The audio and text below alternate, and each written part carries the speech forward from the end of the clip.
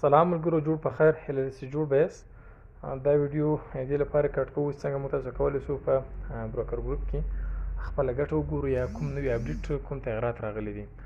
نو رابسو دلته خپل یوزر نیم ورکوئ او کوم یوزر نیم تاسو پخوا په بروکر ګروپ کې لاګین شوي یاست هماغه یوزر نیم ورکوئ او پاسورډ ورکوئ. دلته خپل پاسورډ ورکوم، ما خپل یوزر نیم او پاسورډ مې ورکړو، لاګین باندې کلیک کوم. دغه د بروکر ګروپ لینک که درسره نه یې د ویډیو په ډسکریپشن کې اچوم، کولی شئ له هغه څخه دا لینک را پیدا کړئ. اوس راځئ تاسو دلته راسئ، کله چې بروکر ګروپ ته لاګین شواست نو دلته به راسئ، په دغه به کلیک وکړئ. بروکر ګروپ دغه درې خطي چپ لاس پورته چې په دې به کلیک وکړئ. په دې سره چې کلیک وکړو، انټرنیټ فکر کوم ضعیفه ده، نه راخلاصوئ، یوه دقیقه.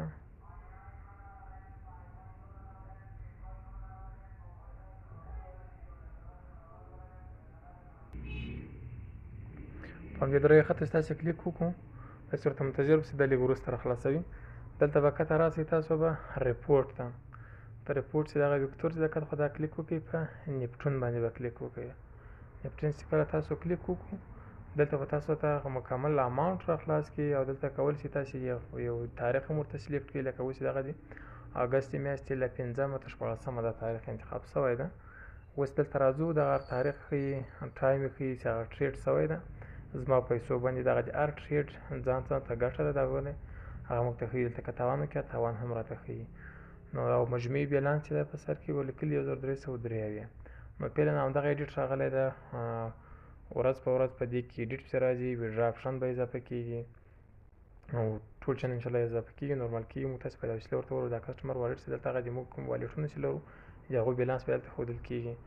او همداشان په دغه طرز فنډینګ کې ډیپوزیټ کې پیسې ورته جمع کوي، ویډرا کې پیسې ځینې باسي، ټرانسفر له یو والټ بل والټ ته انتقالوي. دغه ټول اپشنونه فعاله کېږي زر تر زره.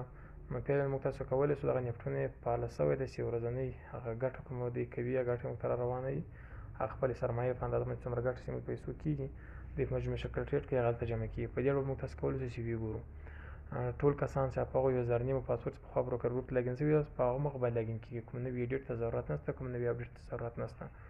نو هیله ده چې پوښتنه مو ځواب شوي. کوم پوښتنه لرله ویډیو ته په کمنټ کې ولیکئ، یا همغه پوښتنې اړوند به تاسو ذاتمن ځواب وایم. ښه وخت کې چارې.